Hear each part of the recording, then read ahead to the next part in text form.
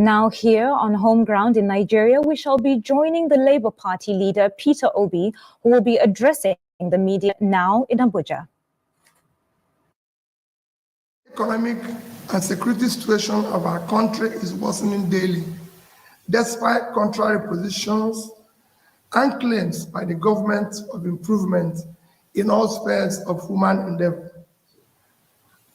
Our national challenges are visibly worsening. Our nation and its fortunes are in clear reverse.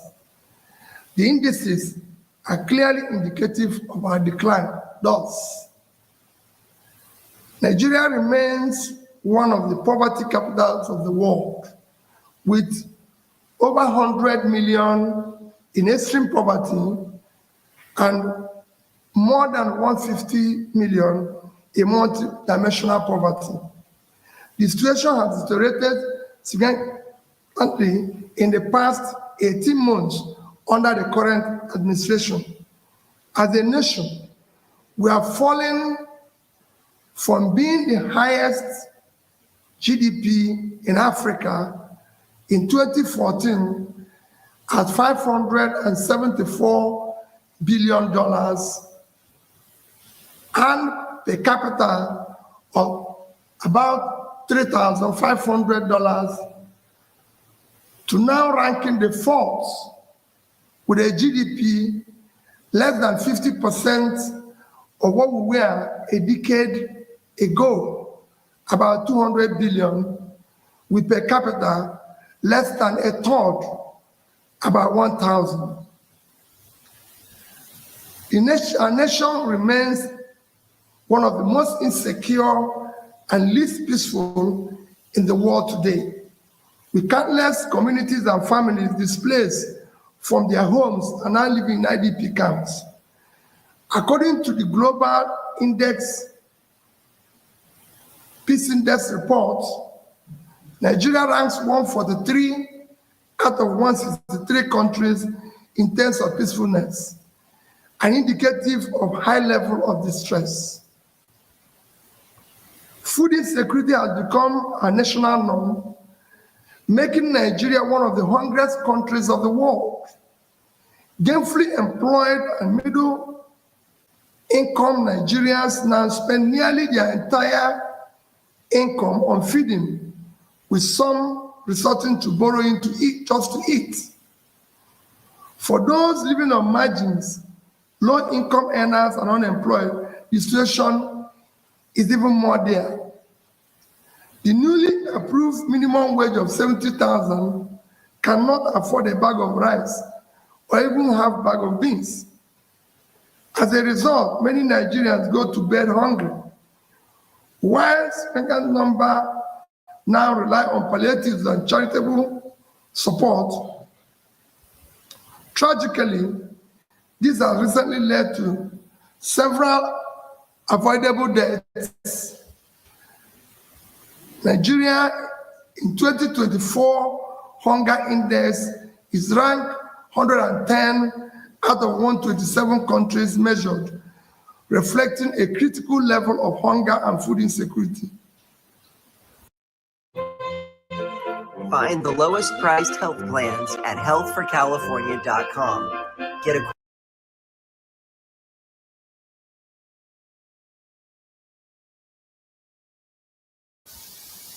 We have earned the dubious distinction of being one of the countries with the largest number of people without access to electricity. In 2024, despite the abysmal and unacceptable power generation and distribution, the frequency of national grid collapse increased significantly. The frequency of national grid collapse increased, where we have almost 12 times in 12 months. As a result, we are now mockingly referred as a generator country. This persistent lack of adequate energy supply continues to hinder our national development. Corruption, official efficiency, fiscal profligacy, and the mismanagement of public resources continue to rise astronomically in our country, spreading across all spheres of government. Similarly, nepotism and disregard for the Constitution, rule of law, and due process have become the norm. Our national debt has risen astronomically from approximately 15 trillion in 2015 to over 100 trillion today. This sharp increase has occurred within the last 18 months under the current administration. Ironically, these borrowings are largely allocated to non-generative programs and projects, leaving little to tangible development assets. Inflation remains an all-time high, businesses are collapsing, and manufacturing companies are barely surviving, further contributing to already high unemployment rates. We hold periodic elections that are no longer genuine. Our electoral process are visibly flawed, lacking transparency and credibility. Although Nigeria is a democratic country, the electoral process falls far below acceptable standards, with the people's vote often not counted.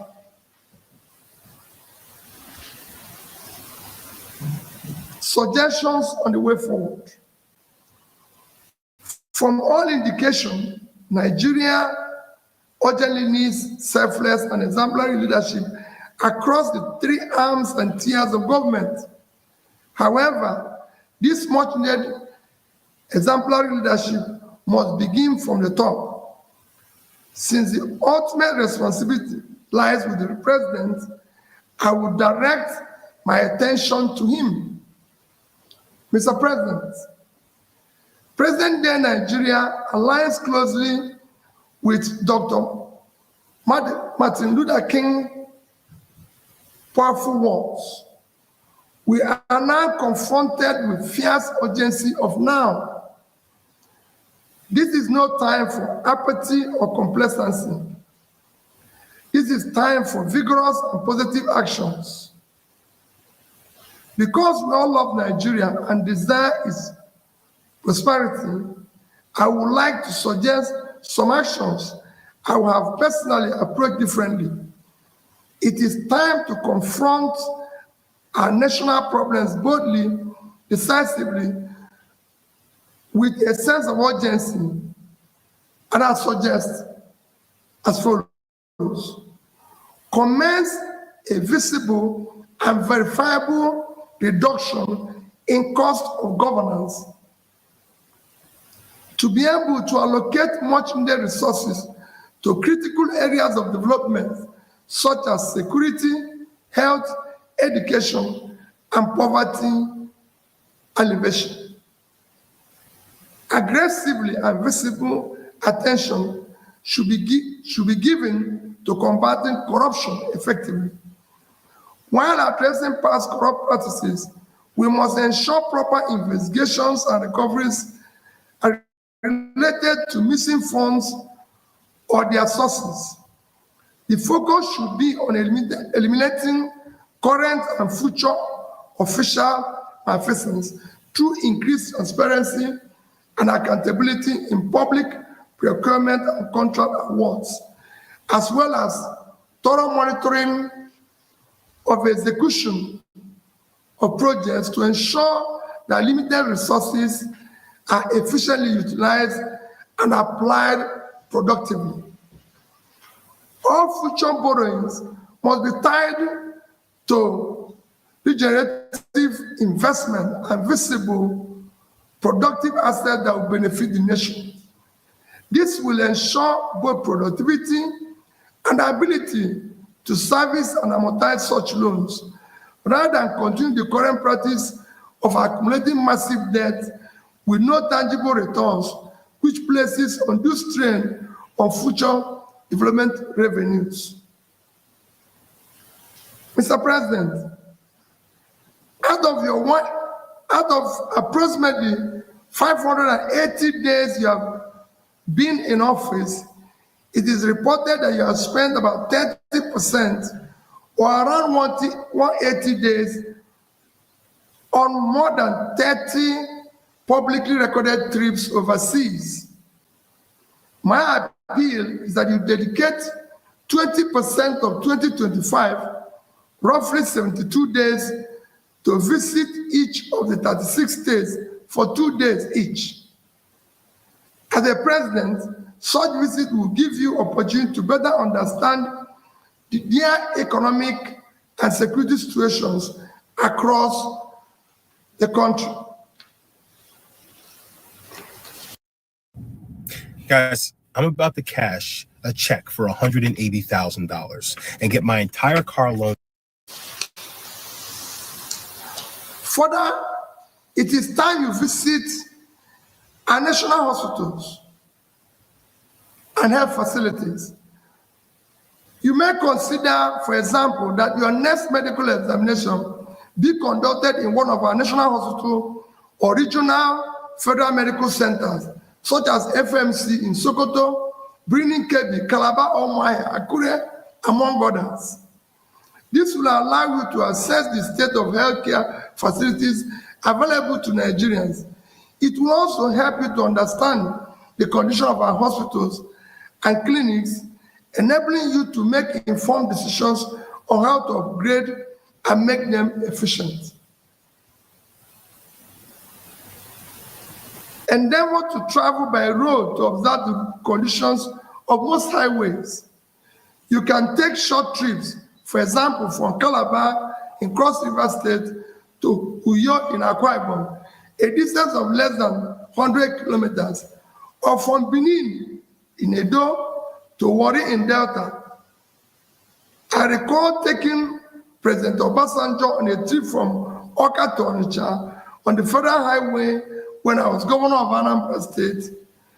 That journey prompted him to immediately approve reconstruction of parts of the road by Anambra State with subsequent reimbursement by the federal government. Such actions are immensely valuable. Make both impromptu and planned visits to our tertiary institutions where our children and future leaders are being trained. This is essential to familiarize yourself with the available infrastructure, facilities, and amenities. These visits will provide valuable insights into whether the resources of the Tertiary Education Trust Fund are being utilized optimally, and what is needed to sustain education is being implemented. I recall President Shagari visiting University of Nigeria, Nsukka, when I was a student there, and telling us, I've seen the facilities myself, and I assure you of my intervention. Institutional facilities improved significantly thereafter. As Commander-in-Chief, visit our military formations and security agencies, especially during their field operations, and provide them with moral-boosting assurances and support for optimal efficiency. Reiterate that they and their families will always be taken care of. Mr. President, many Nigerians are refugees and exiles in their own country. Visit the IDP camps and assure Nigerians that they will soon be returned to their communities, that they are working hard to restore peace and normalcy in different parts of the country. Mr. President, you are no longer governor of Lagos State. You are now the president of Nigeria. Therefore, consider spending your holidays in different parts of the country. Let your next Salah, Easter, or Christmas holidays be spent in Yola, in Sokoto, Jos, Akure, Yanegua, Abakaleke, among others. The single most challenging test we face is ensuring the future of elections are credible and truly reflect the will of the people. Finally, Mr. President, Nigerians need to hear from you directly, not through your proxies. Quarterly update on what you are doing to improve the situation is crucial. God bless you. God bless Nigeria. Thank you. If you were involved in a car accident, you were not at fault, listen to this. Insurance companies don't want you to know. You may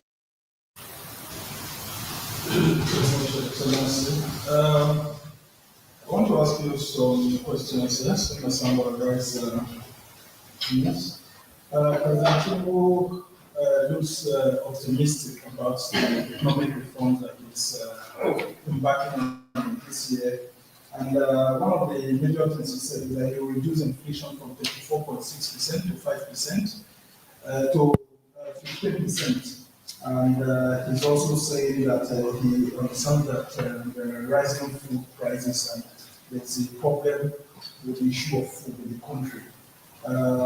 What can you say about that? Because he has also said that the economy under him has gained this foreign trade surpluses under him, and the price of petrol is beginning to go down after the regulation.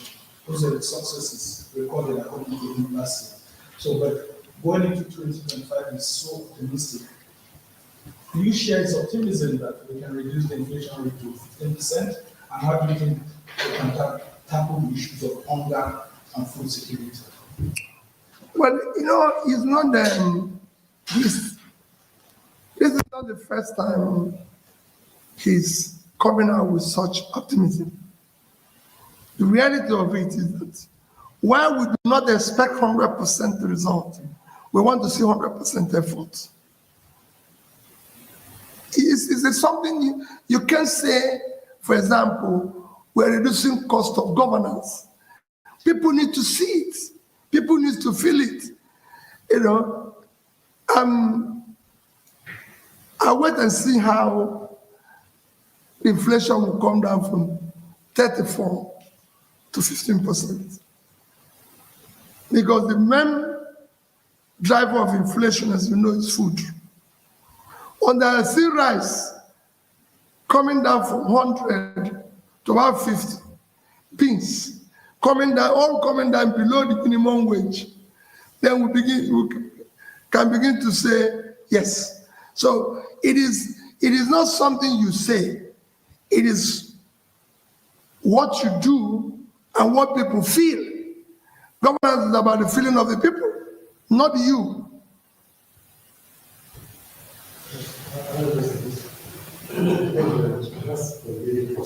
The first question is this trip, national trip.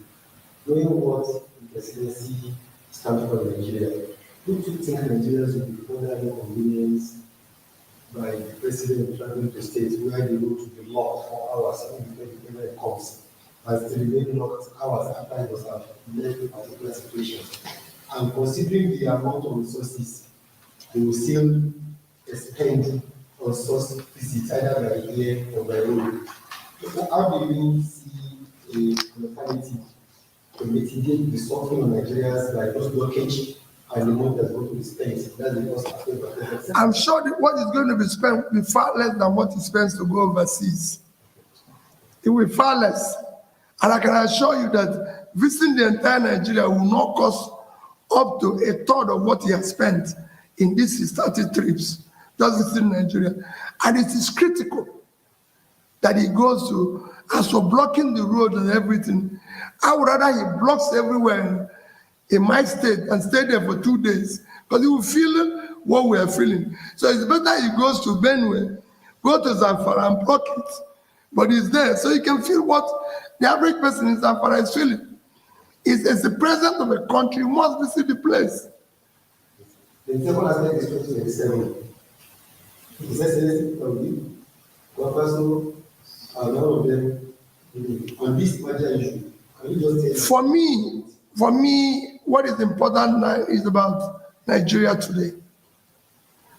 We are so occupied about election, just like we're so occupied about power capture, that we refuse to deal with our issue.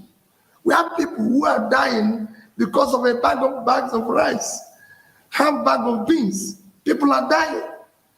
We've just lost several people. I was in IDP camp yesterday. I was in hospital yesterday, where we don't have basic things. I'm talking about 2027. That's not what I'm preoccupied with.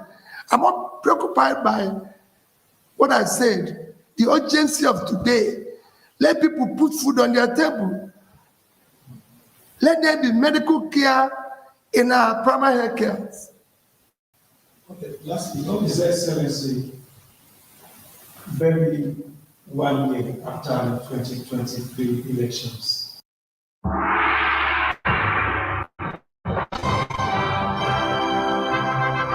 It was absolutely.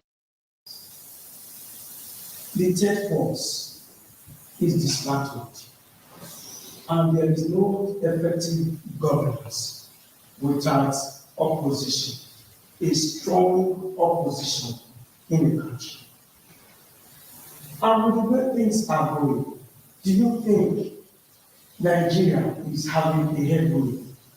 And how do you think any person from the opposition, even when you have the brain, the intellectual, the ability, even in your common, to play out all the things in government, how can you emerge as a leader of the country? Secondly, the arrest of Tinubu. What does this have to do with our democracy? Don't you think it will affect the democracy in Nigeria? Well, I want us to sit down one of these days and talk about the opposition and how the opposition will be effective. Our democracy is faulty. It wasn't designed to support the opposition. Oppositions here are actually in difficulty. If I tell you what I face, what I go through, what my family go through, you wouldn't even believe I will still be standing and going around this country. But I've made up my mind that if this is the end, so be it. Because we can't allow the country. It is difficult to be in opposition in this country. Extremely difficult. Because everything is against you. People don't even want to see you. They don't even want to talk to you. I see colleagues that greet them at the airport, they don't even want to reply because they feel they don't want the government of the day to see you or see them greeting you. Your businesses, everything you're involved is being dismantled. That is not a country.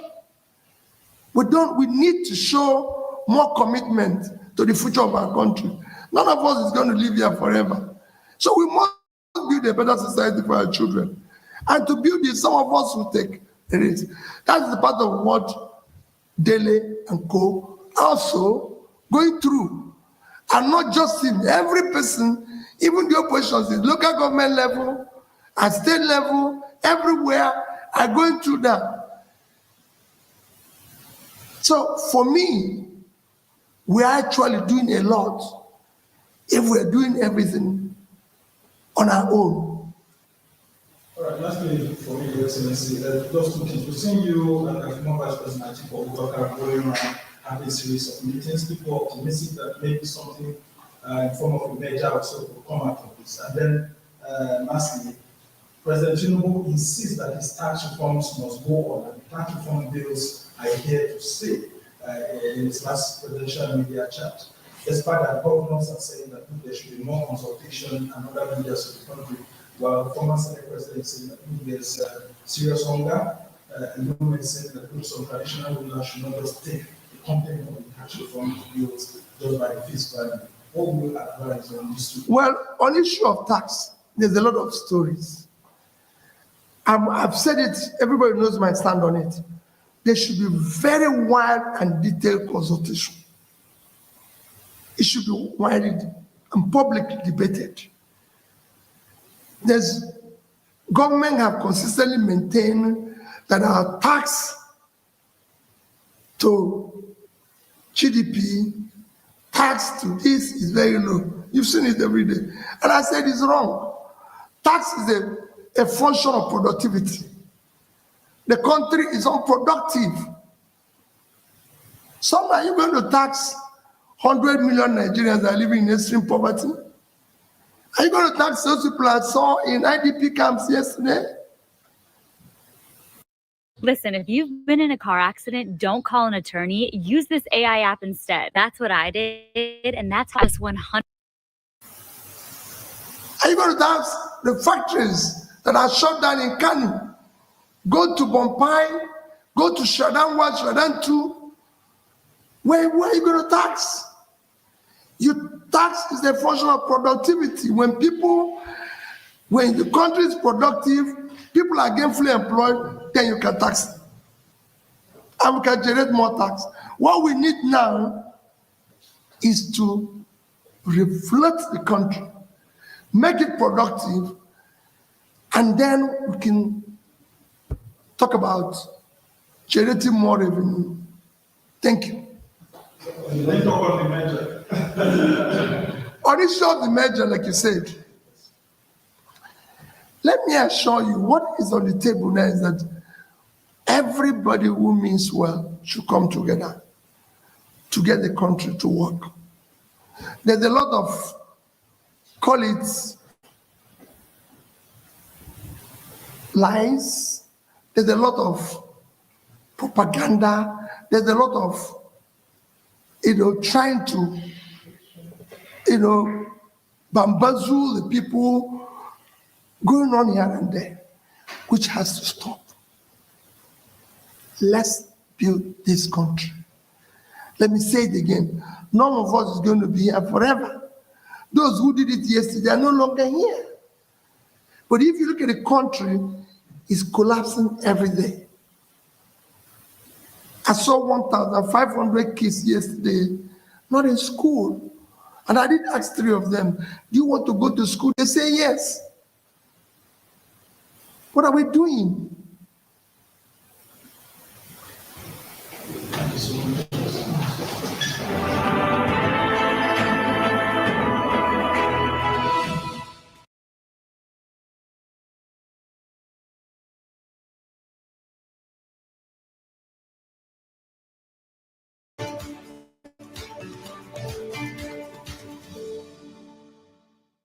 The Man of the Year. Well, who thought such a recognition would get so many mixed reactions from all corners of the nation? This day's Man of the Year commemoration of President Bola Tinubu, referring to him as tough and resilient since he came into office, has got a lot of people talking. From merely providing leadership to introducing very unpopular but promising reforms, Tinubu has proven to be that daring and gritty leader who is driven more by convictions of his choices than pandering to sheer sentiments or the crowd. Although the removal of subsidy from petroleum had been settled by the previous administration of Muhammadu Buhari and is a matter of legislation by the 9th National Assembly, owning and managing the consequences of that choice had been Tinubu's hardest job since he took over as president.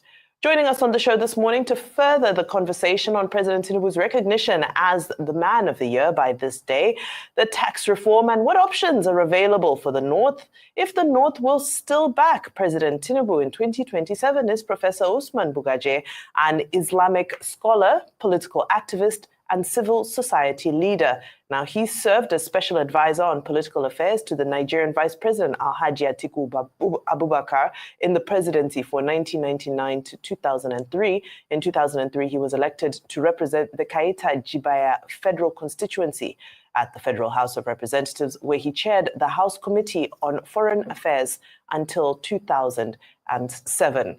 Good morning, sir. Happy New Year and a warm welcome to the program. Good morning and Happy New Year, and Happy New Year to our distinguished audience. Well, Dr. Bugaj, yes, Happy New Year to you, and thank you for joining us. President Tinubu. Let's start with him. Thank you, Ruben. Good morning. President Tinubu has been declared Man of the Year. I recall that in an interview a few months ago, I think in October, you described him as a man of ideas, but that he is surrounded by very incompetent people, a team that you don't consider, good enough. Well, maybe you have changed your mind, because now this day newspaper says he is Man of the Year for everything: his courage, his determination, his reforms, and how he has intentionally pursued those reforms. He cannot do that alone without his team, by the way. And some of those reforms, he says he will not turn back. He will not turn away from them, whether it's local government reform or even the reform of taxation in the country. Do you have a different opinion in terms of how he has been very deliberate and he has been consistent? And he himself says he has done excellently well by his own assessment. This morning on Take It Off Today, an incredible transformation on TikTok. Her weight loss video went viral with 12 million.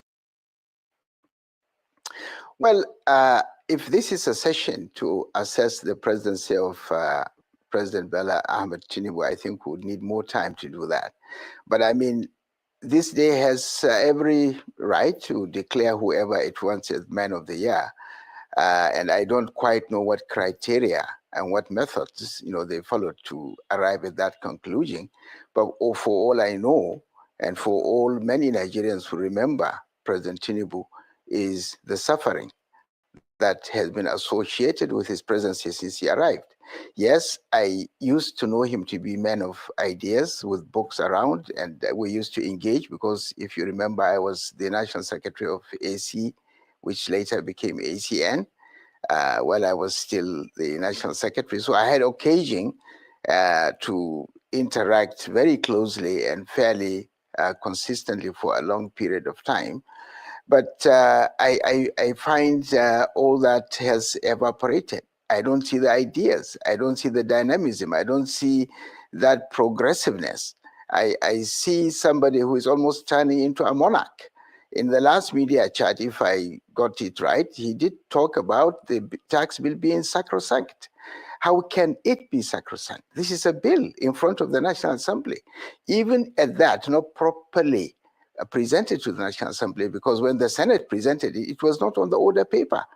And you can't discuss by parliamentary rules and procedures, any matter which is not already in the order paper.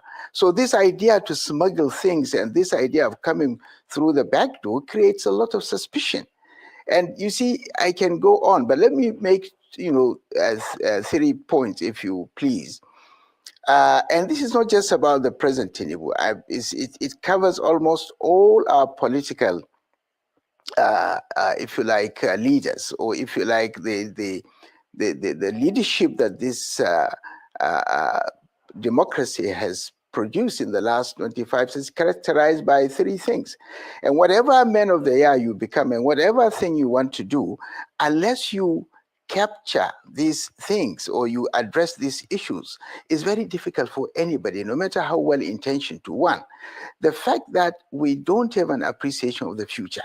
When government spokesmen speak and when ministers address us on issues around their own mandate, their ministries, they don't seem to have the figures. They don't seem to have the idea of the previous efforts, and there is no vision. We can't see.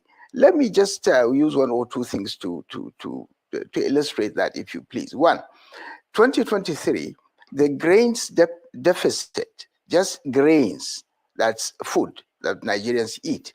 The deficit, that's the difference between consumption and actual production, was about 30 million metric tons.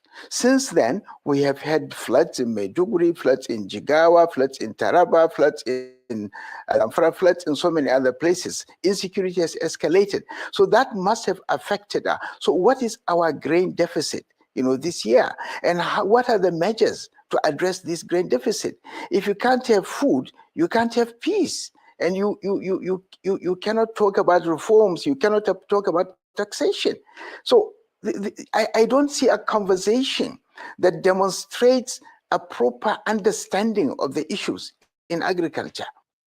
If you have a child 12 or older and you'd like for them to get into the best university possible, I have something very important to tell you. Here's the shocking truth that will turn everything that you thought you knew about college admissions upside down. We'll be right back. Stay with us.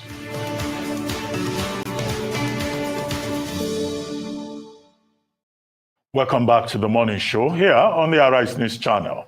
Our guest is still Dr. Usman Bugaj, Islamic scholar, political activist, and civil society leader. Dr. Bugaj, thank you for staying with us. I hope you can hear us clearly now. Hello? Loud and clear, Ruben. Okay. You said you were making 3 points. Loud and clear. I can hear you. Yeah, you said you were going to make 3 points. Yeah. You were on the first one. If you may just continue. Yeah. Okay. The first point is the fact that government, and this is not just the APC administration, even the PDP and other political parties that have ruled in different, in states, they don't have an appreciation of the future. When they speak about the problems of this country and they want to fix it, I don't see a proper understanding of the problems. And that's a starting point. And like I use agriculture to demonstrate. I was about to use education to say that I made a statement. We did a rough survey and we found that nearly 60%, at least in the north, of tertiary institutions, and this across universities, polytechnics, colleges of education, colleges of legal studies, 60% are not able to go back to school this year because it's either they cannot pay for the registration fees, or they have paid for the registration fees but they cannot pay for the transport, or they have paid for both registration and transport but they cannot find food to eat. They cannot find the money to eat food. Now, I drew attention, and I was quite happy that the Federal Minister for Education was there and he picked interest in that, and we did. He invited me and we had a very good discussion. But the point here is the government does not seem to be aware of these facts. And even in the student loan scheme that they have now started, it's not really working. And there is no monitoring and evaluation.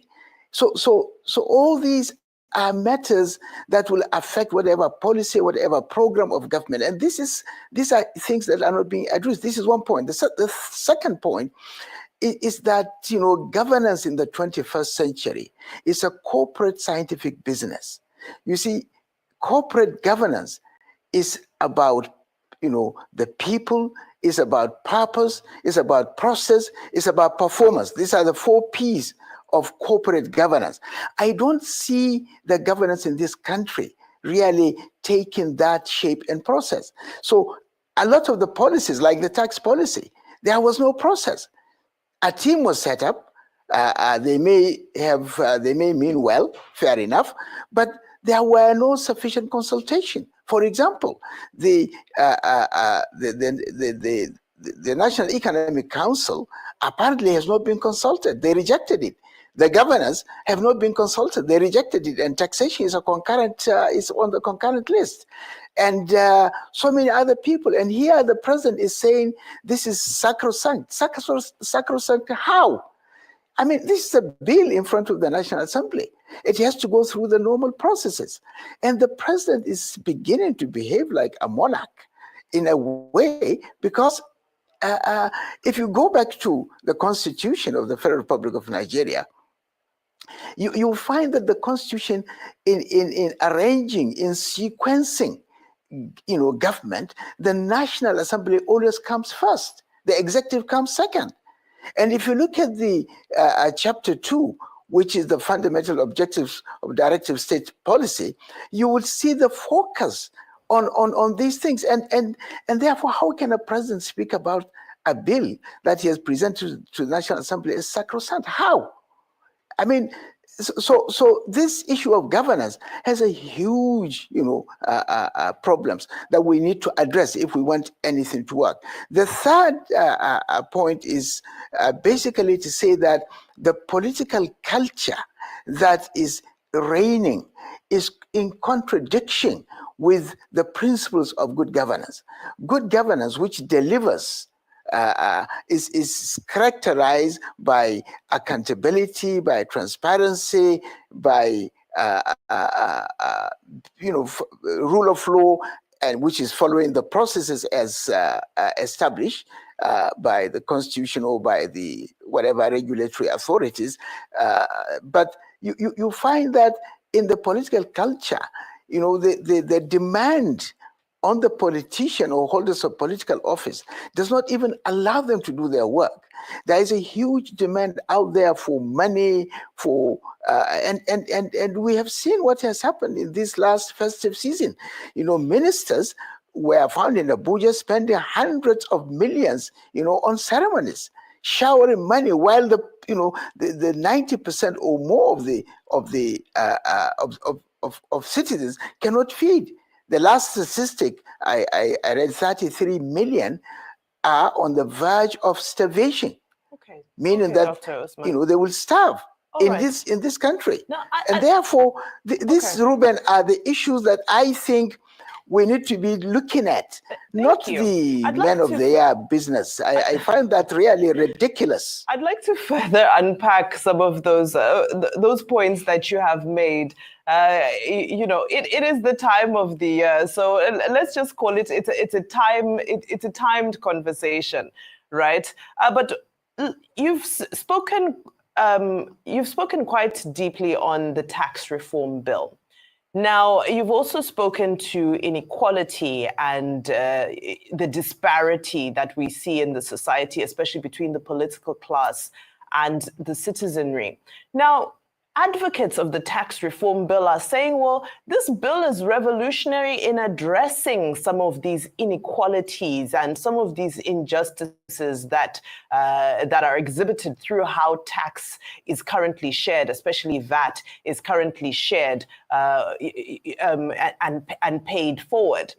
Whereas, for example, this morning we woke up to news that the governor of Kano State is saying that no, this bill is ill-timed, it's lopsided, and it goes against the values of unity here in Nigeria. Now, you've already commented on the process, that you don't agree with the process by which these bills were introduced.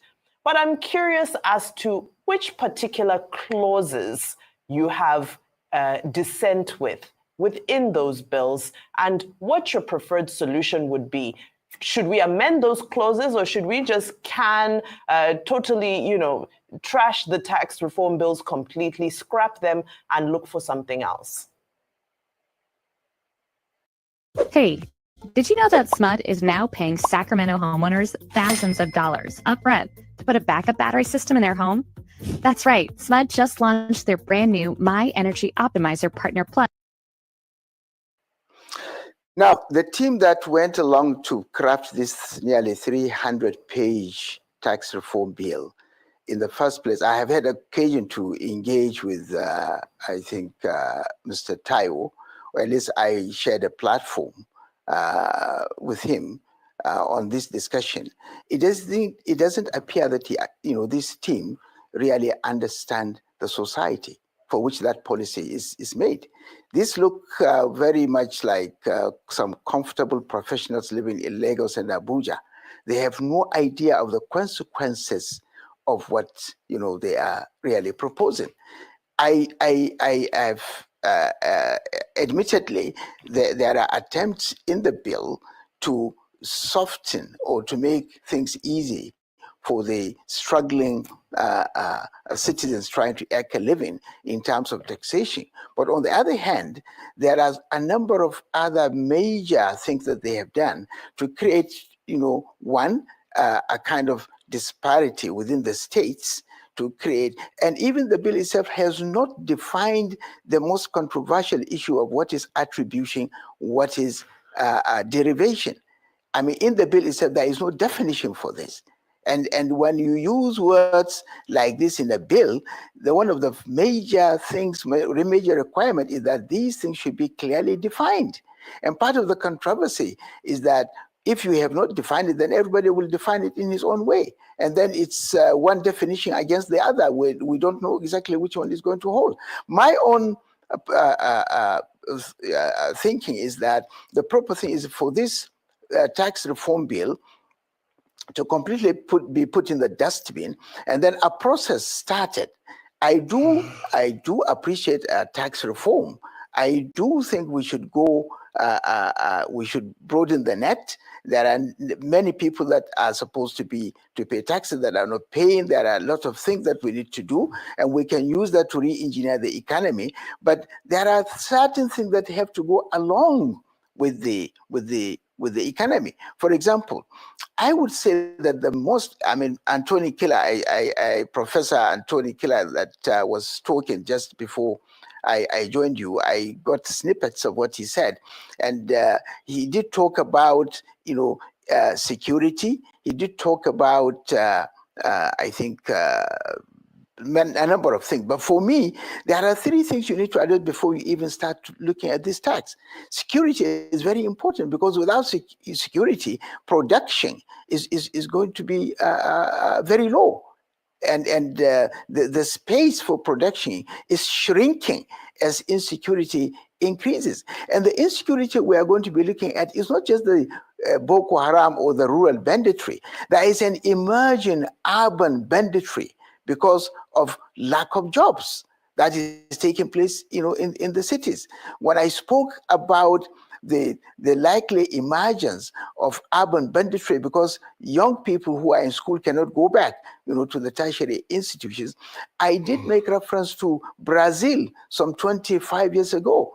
I made reference to Sao Paulo, a city that became almost the capital, the helicopter capital of the world, because elite could not drive their cars on the street. They will only use helipad, take helicopter to office, helicopter to airport, helicopter to wherever they are going. We are getting there. And that's the kind of appreciation of the future that I made reference to, which appears to me to be completely absent within governance. Because the team around him, I really don't know what they are thinking about.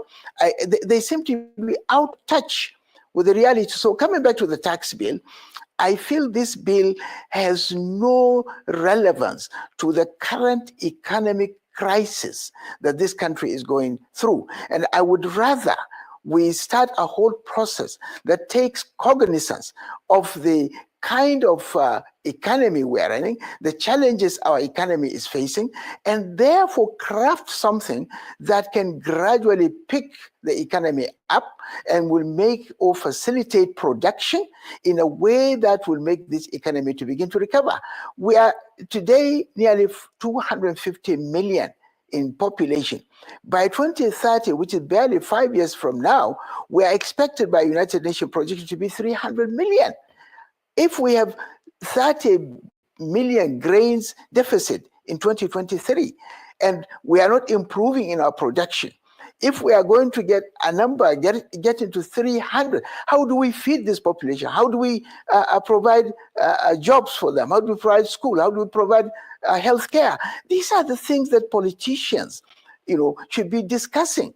And I don't find them. They are busy partying around, throwing money around, exhibiting excessive consumption, and they don't seem to understand the society they are supposed to be leading.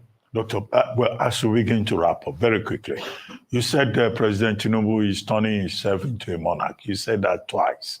Well, but it's not of his own making. Is it not the Constitution that makes it possible for every Nigerian president to function like a monarch, in addition to the political culture we seem to have established over the years under the 1999 Constitution?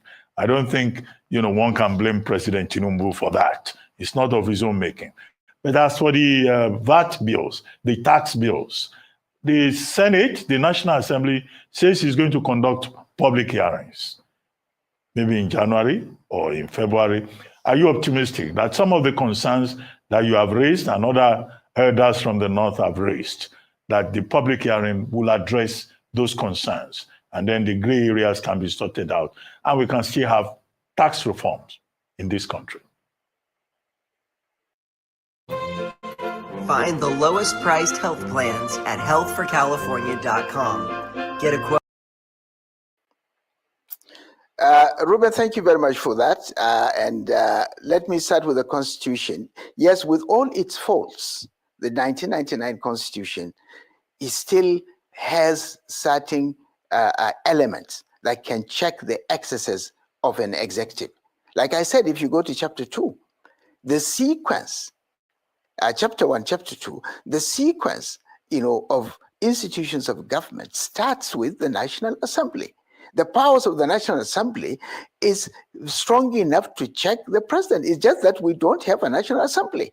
We have a group of people who are just out there to make money. They have no idea what their job is. And they just go to these poor constituencies and spread rice and palm oil and this, and then nobody talks about that. If we continue that way, someday we'll just wake up to a riot. So yes, we need to address those weaknesses in our constitution. But even as it is at the moment, we're not operating it properly. Coming back to the tax bill and the likely public hearings that are going to be done, I honestly think that fair enough is the process that we have to go through, and we should do it, but it would be much better for President Tinubu to withdraw this bill and to restart a process of consultation, and he's more likely to achieve the kind of reforms that went through that process than simply railroading this particular bill through. Yes, that would be a very robust, I hope, public hearing, and many people have prepared a report. I've been part of about 3 committees where reports on the details close by close have been picked, and so many things have been said. So it's going to be quite robust, and many people are ready to do that. But why do we have to fight over things that should ideally be for the benefit of the country? Why do we have to create a battlefield in the public hearing in the National Assembly? There are better ways to do these things, and this is why I said, the governance in the 21st century is a corporate scientific business. There are rules and regulations. There are best practices, and it's focusing on people, on purpose, on process, and performance. If we go by those things, we'll find things a lot easier. This is what Singapore is using, and this is where it is where it is. This is what even China is using, in its own way. This is all the countries that have been making progress in the last 25 years have been using some of these, best practices. Here, they have all collapsed. People are just using, I don't know really what kind of thing. They just wake up, they just do things.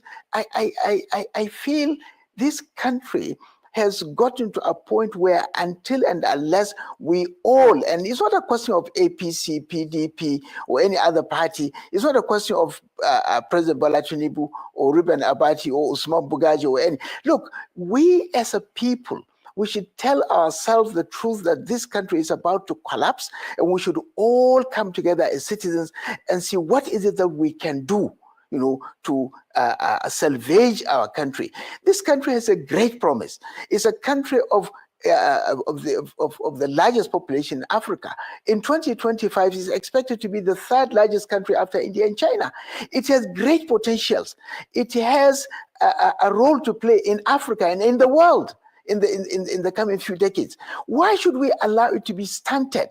Why should we be allowed to be where it is at the moment? We have the capacity to do so. We have the ability, we have the intention. So why can't the President Tinubu or any president that comes facilitate the process of getting citizens to contribute in a very amicable manner to be able to raise this country? The credit will go to him if he succeeds in doing that. Well, on that note, we'd like to thank you very much, Dr. Usman Bugaj. You're absolutely right. Nigeria is a great country with great potential and with the capacity to play a great role in the world at large.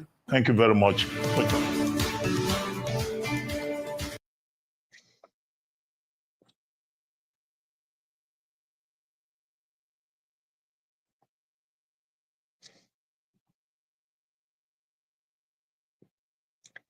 Hello, everyone. Greetings. Good morning, everybody.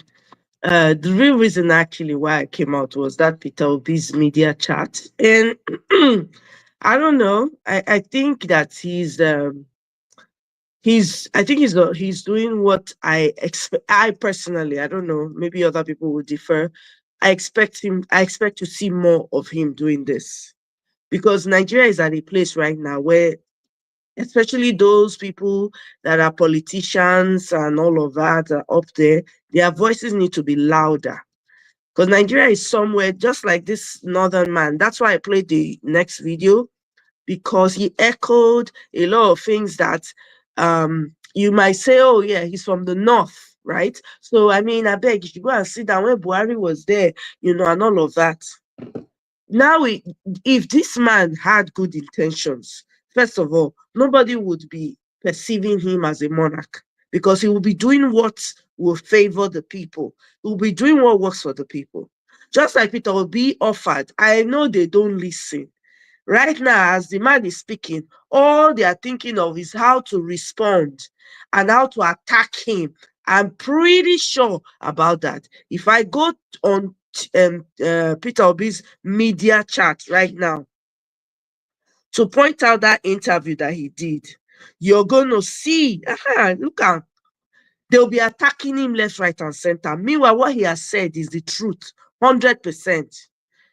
Tinubu is so out of touch. I don't know how people sat together, all the people that were shouting. He's a strategist. He's a this people person. There was no adjective that they did not use to qualify the man. We are not seeing any of that. From when this man came in, okay, you say you want to bring about the tax bill. As wonderful as that idea is, there are no jobs. People are poorer now. You have not even put anything on ground so that people will be able to afford the tax. No, you just want to tax, you want to railroad it. It don't make sense. So what Peter Obi is doing is exactly what I expect every leader, because we don't have an opposition. Let's not even fool ourselves. PDP is dead. LP is dead. So it is the individuals now that should be coming out and increasing the volume on their voices to speak out. It's madness, it's mayhem for you to have a president that's out of touch. First of all, we did not vote him. Okay, we don't know where he came from. They just put him there. Okay, he has successfully bought everybody. Of course, he's carrying himself like a monarch. That's the truth. And I saw your comment earlier, Kenny. Yeah, you're wondering how much. Oh, yeah, I'm sure they gave them a very great envelope for naming him Man of the Year. That was to compensate for the other article that came out about them saying that he is, you understand, that he's not, he's the third most criminally corrupt person in the world. Do you understand? So it's like they're trying to rob pat his back to say, okay, sorry, let's quickly use this to as a way to mellow down everything. It's crazy. Me, I want to see more of this Peter Obi, this version of Peter Obi. That's what I want to be seeing. All he needs to do is just come out and be telling the truth. That's it. There's nobody that will come that will now have two heads now and say, oh, let's go out there, hold him. What do you want to hold him on? All the politicians in Nigeria, all the leaders, we don't have elites. I don't want to use the word elite because we don't have the citizens that have notoriety in Nigeria need to increase the volume of their voices. There's no, because you're about to lose your land. That's what's going on. And this man doesn't care. Everything that Peter Obi is saying now is the truth.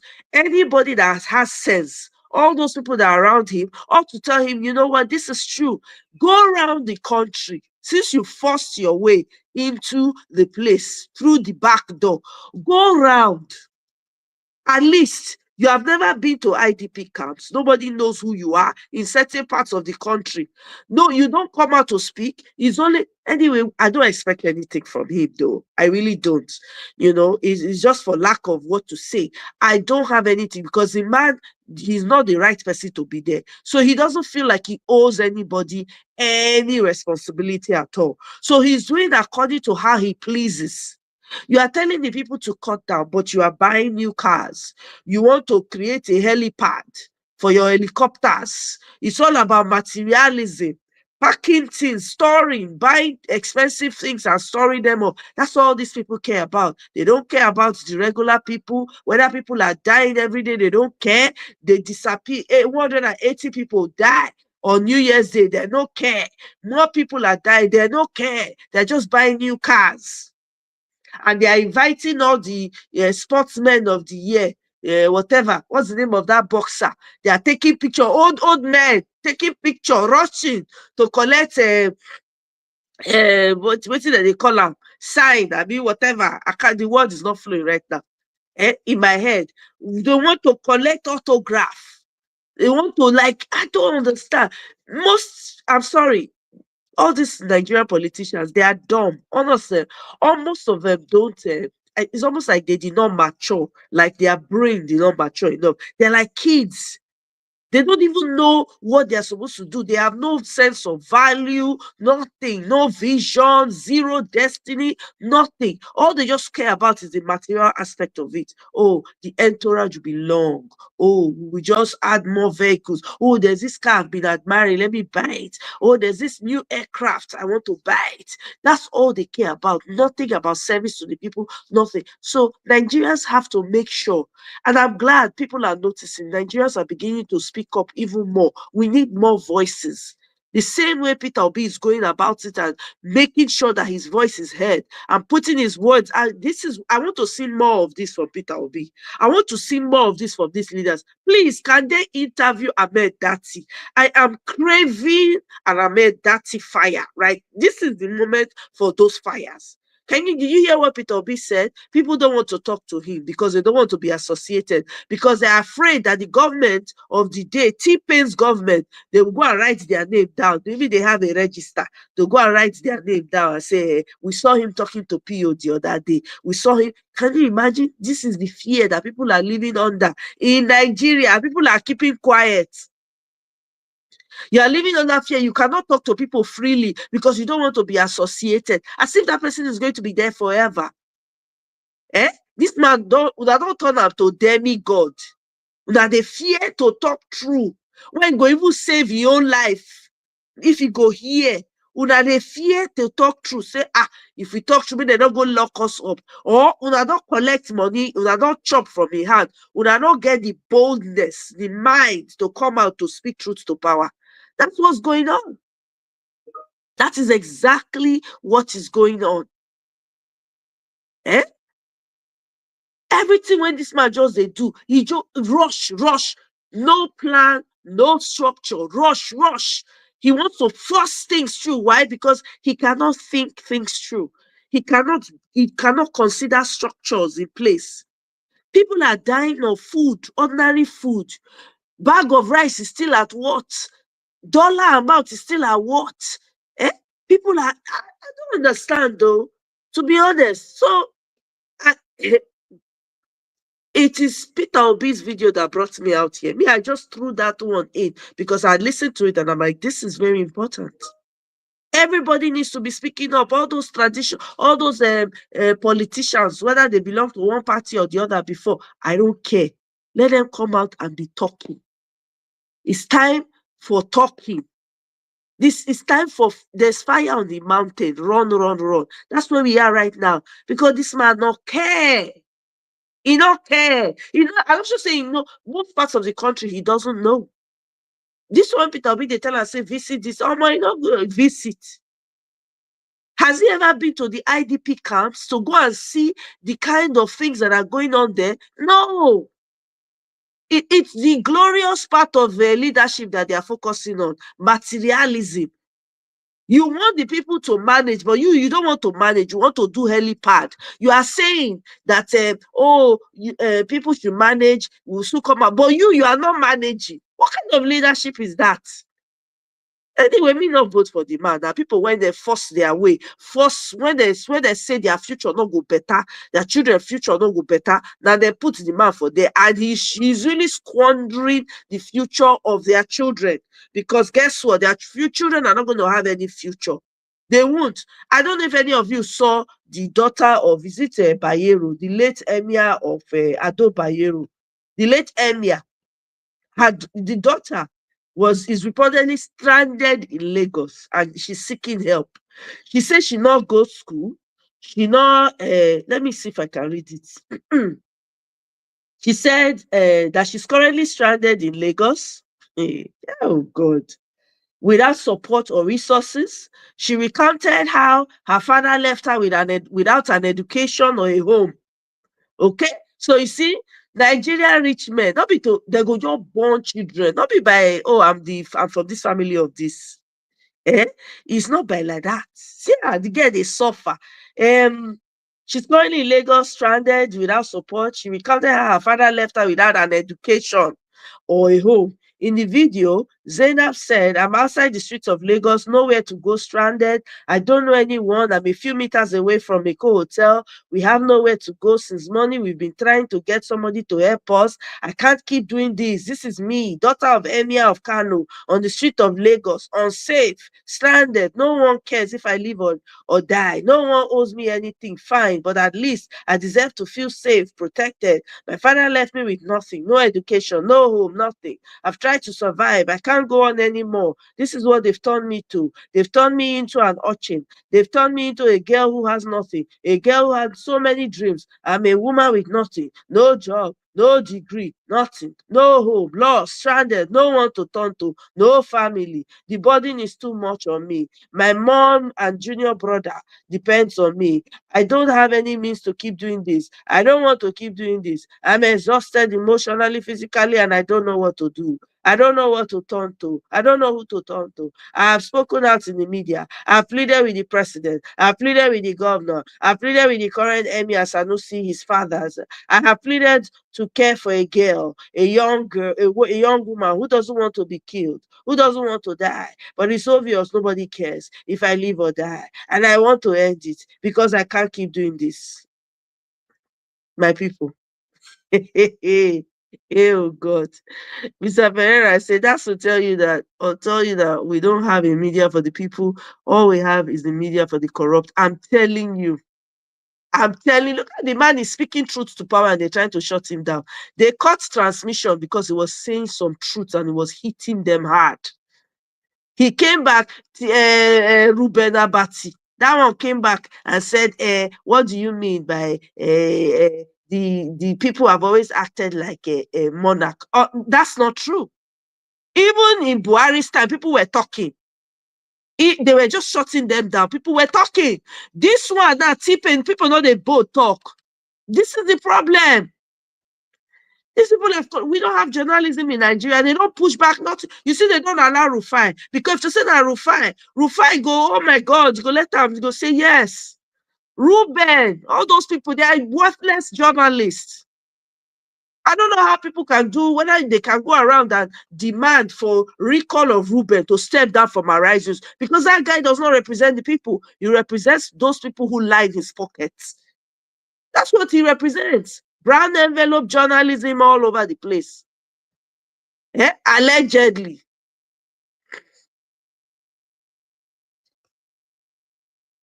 Exactly. Yes, that's true. Freedom is not given by not. But guess what? How many people in the Nigerian space are talking on national news, doing media? That is what I mean. Because it's when you see people like that coming out, like if we had elites now in Nigeria, if you see all of them gathering and talking, why do you think when Tinubu joined the protest then it was effective? It was effective because people were listening to him and say, oh, this one, that one. They were gingered. They were gingered. So as much as, yes, talking is not going to solve, but talking by the people at the top that are coming out and saying, no, this is wrong, it will make things move. The citizens have become people they don't arrest. Do we even know where they've kept the people that they arrested? We don't know. We don't know. You know? We know that, but the only way that we can the only way we can win is by coming together and pulling this thing down. All this, what's it called? you know, let's go our separate ways. Before we can go our separate ways, we have to come together and pull this down. Separate way not go work until we learn to find a way to come together and pull the crap down. How do we start the conversation of going apart? Or how can we bring those who believe in Nigeria to the same side? And we have to keep talking. So those who want to will join those who, that's it. It's just as simple as that, because me, I don't know any other way. I don't know any other way. And everybody has to be doing their part, right? Okay, everybody has to be doing their part. Create your own thing and be talking to the people where you are. Simple. Everybody has to do their part. This will not be one person work. Everybody has to be putting their word out there, sensitizing the people, making the people understand that these things are important so that they can be a part of the conversation and really start to open their eyes. Without that, I'm sorry, there's not much we can do. You know, I mean, you cannot say that the little that we've been doing has not been, at least things have not been moving in the right direction. The little that we've been doing, we've been seeing the movement. We need to continue in that trajectory and continue to wake more people up. A lot of people are waking up. I have to give that to Nigerians. I cannot pretend about that. A lot of people, I'm seeing more voices. I'm hearing more voices I never used to hear before. They're new. Maybe they've been there. I just hadn't noticed, but I'm seeing him more. Just like what Peter Obi came to do. I like that. This is what I expect him to be doing more of. I'm not saying come out and talk like Ahmed Dati. No, everybody cannot be like Ahmed Dati. But do I want to hear from Ahmed Dati? Hell yeah, I want to hear from him. I want to hear him without fire. In fact, I am tempted to bring his video and play it again. That will set fire in the loins of people. You gotta keep doing that. We can't be quiet. Like the Garros guy we listened to yesterday, Garros Gololo. I don't know. They say he's APC. I don't care. He doesn't like what's happening and he's speaking up. That's what it's about. But when people are quiet and not saying anything, your government will continue to do whatever they want to do. They will continue to sell you out, sell your lands out, sell your ancestral home. By the time you get there, you have no home to return. If that's what you people want, no problem. Keep quiet and let everything be as it be. We can't continue like this. So we're deceiving ourselves if we say, oh, you know, oh, everybody, you cannot divide until you come together and fight your common enemy. Because guess what? Your common enemy is not allowing you divide. It's not. They have people planted. Did you guys notice? They just, what's it called? They made Asari Dokubo, an emir, a traditional leader. He said his name is Alaji, something, something. They made him a traditional leader. You think these people have planted people all over? Wait, look, Nigeria, for lack of, I don't just want to, I'm trying, I'm really holding myself from saying anything negative about Nigeria, even though we see all the negativity. But I don't want to proclaim, you know, doom and gloom, because I don't know if people see how terrible it is. When people go to Nigeria, right? People who observe Nigeria from the lens of, I know people, I can meet people, I can connect to, I have a house in Nigeria, I live in a relatively safe place. They are living in a cocoon. They are much like the T-Pain himself that does not go around Nigeria and find out what's going on. That's exactly what's going on with a lot of these Nigerians that are doing relatively well in Nigeria. They're so far removed from the sufferings of the people. Completely.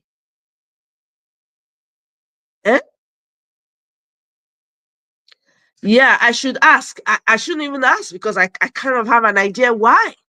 Because the last time he spoke, did they not do something to his university? I'm sure they touched some of his concerns, his business concerns. I'm pretty sure I know. I heard. Right? But guess what, though?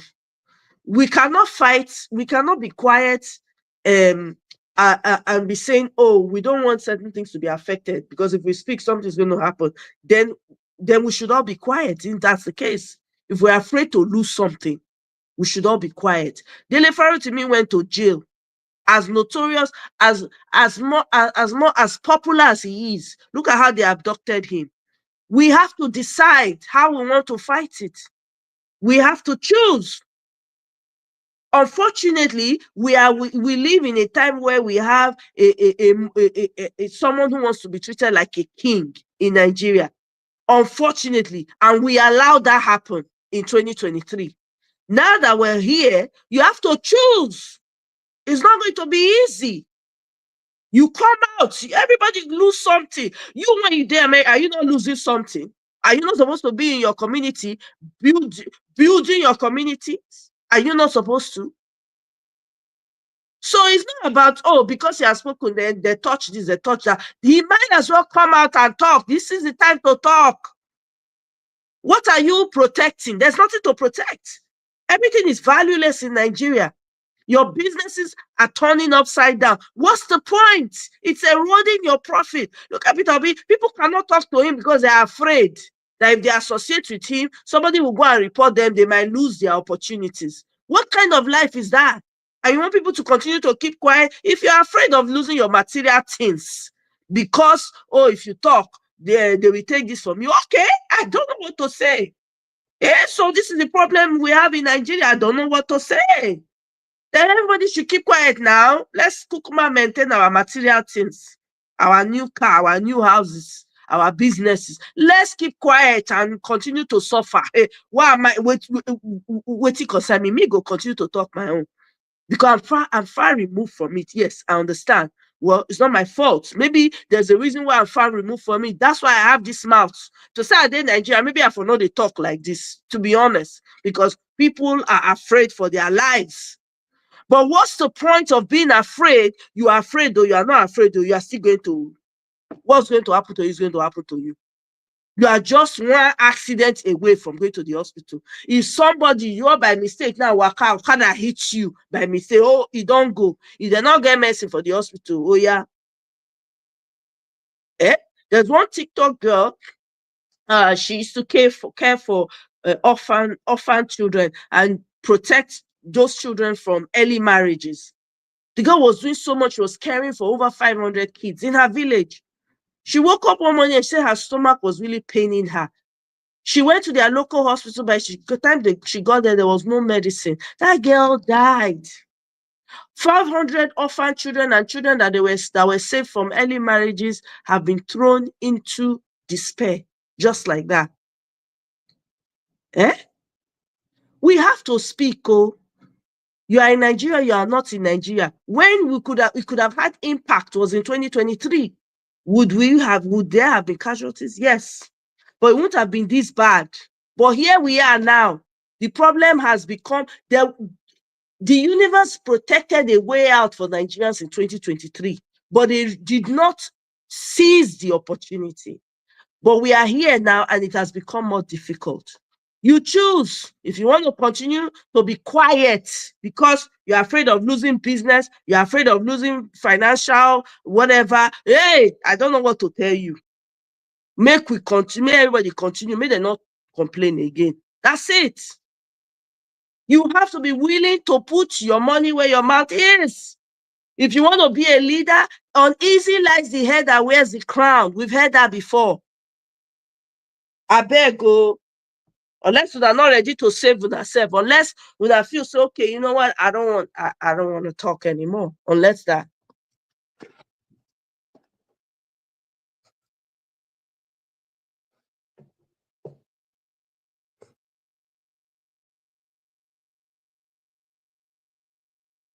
Because I mean, I don't know. You know? We need to know what we're doing as a people, though. We really need to understand what we do. I'm happy. I mean, to be honest, I'm very pleased with the video that Peter Obi did. I'm very, very pleased. That's what I want to see. To be honest, this is it. And Ahmed, that it should come out. Everybody should be putting their mouth. Everybody should be putting their mouth. Ahmed, that it should come out from where he is and come and tell us, come and give us more ginger. I like Ahmed, that is ginger. I like Garus. Is it Garus now? Gololo. I like him. I'm looking for the man all over the place now to go and find this video. Honestly, I Kenneth Okonkwo, you see as they talk. Una they vex for Kenneth, but I like Kenneth's energy. Bring it in. This is what Nigeria needs. You cannot dance around the truth. Fire, they catch you for you carry fire for laugh. They say, wait, make we do. If they burn you, they go. This is why I like Kenneth to call. You might not like some of what he has to say sometimes, but he says it without missing words, and he stands by it. We need more people like that in Nigeria. More people like that. Are you kidding me? I beg go, my people. No, we know. Look, we know they do pele. People are suffering. See IDP camp when Peter Obi go yesterday. See people. See as people full everywhere. People, they rush, follow the man. They praise, they chant his name. They chant his name because now he be the only savior when they see. And you have a president, you have ministers, you have senators, you have governors. How many of them don't visit? How can you have IDP camp you are living IDP camp in your country? Do you know how devastating that is? No news of when those people are going to return back to their homes. No news. They're just there having children in that filthy place. Strangers will come from somewhere and sack an entire village, and your government cannot do anything, and people think it's normal. People that know how to talk, they should come out. Let them lock everybody up like they did Dele Farotimi, if that is going to let it happen. Because you know this Nigeria. Okay. I don't lock my mouth. Make I not talk past make I not go talk too much. They go say, hey, you are not in Nigeria. That's why. Okay, I'm using my voice from where I am. So anyway, guys, now here I go leave am. I see my president show up, talk as I like. He make moves when I admire. I jumped on it right away. And then I saw that northern man. I said, yes, everybody should be coming out from their holes and come and be talking and saying the truth, speaking the truth, putting it out there. Nigeria is your country, is my own. I know it's hungering you to go home. It's hungry, it's in your throat, croak. You want to go home and go and eat all those better food, organic food, everything, beautiful weather. Everybody now, cold won't finish people. At least if you're in Nigeria, cold not go finish you. Good weather. Everything rest, pepper rest. You go there outside, breeze they blow. The breeze not go they blow your body safe now. It heal your body. So everybody should make sure that they're putting their own words out. Do your own part. Find what you can do in your little corner and do it. Don't be waiting for somebody to come and do everything. Social media now is for everybody. Use your social media to elevate, to speak up for people who cannot speak up. Some parts of Nigeria, I saw on the news somewhere, some parts of Nigeria, they've not had light for years. For years. It doesn't make any sense. They've not had light for years. How do you expect those children to grow and have vision for their lives? It's only in dreams they will be seeing it. Dreams. They'll be seeing a good life in dreams. And if they don't have the thriving environment, right, guess what? Anybody can just come. They will just recruit them for cult membership. Recruit them to be agbero for government. Is that what you people want? Is that the society you want to go back to? Faith Unlimited, welcome. Greetings, my sister. Welcome. Is that what we want? We have to tell each other the truth. We have to educate people back home, open their eyes. I am happy that a lot more Nigerians are waking up, but we need a lot more to wake up. We can't continue like this. We can't. And all those people when don't make money, when they say they don't want, they fear to talk, make their assets or whatever it is they have, make it not disappear. We going out there again.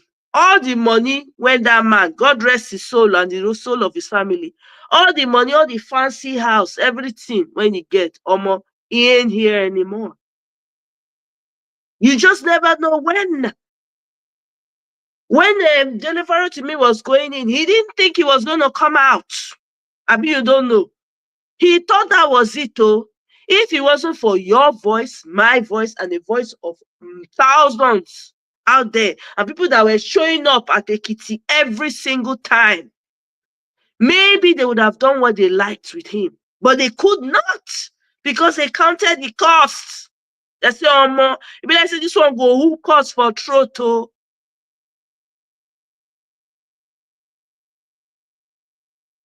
We only have one country, my people. Nobody is coming to fight for us. Nobody is coming to fix that country for us. If we don't fix it, then it's on us. How can a nation blessed with so many brilliant people across the world have such people representing them as leaders? You don't find that suspicious? You don't find that suspicious? Eh? You are ruled by the the vilest, the bottom of the bottom in your country. I mean, when we have people, I went to school in Harvard, I went to school in Oxford. Come and use the Oxford and Harvard to come and show us the way. They will come to Nigeria, they'll come turn to slave drivers. They'll come turn to criminals. With all their Oxford and their Harvard, they'll come turn people to slaves for Nigeria. Look at what's going on with GT Bank. Look at what is going on with GT Bank. Eh? Somebody blow whistle. The person when blow whistle, now police can't define up and down. The person when do bad thing, they're not touch them, they leave them. Eh? This is how bad it has gotten. Anybody that has more money now, just go pay police. If you not like what the person they talk, you just pay your carry and go lock them for there. That's all. Is that how we want to continue to live and we think that it's going to be okay? It cannot be okay. If we don't fight for our country, nobody will. Don't expect help from anywhere. The help has to come from you. If you are not prepared to help yourself, oh well, everybody's going to be looking at you and they'll be coming to the news and giving very wrong impression to everybody. Then you don't have anybody to blame but yourself. Because everybody's trying to protect. What are you protecting? What are you protecting? Anyway, make I leave her for now. Guys, thank you for joining me. I've stayed longer than I expected that I would stay, but I'm happy with the things that I'm seeing this morning in Nigeria.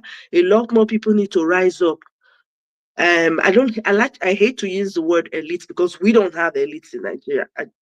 We don't. In a country full of blind people, the one-eyed man is king.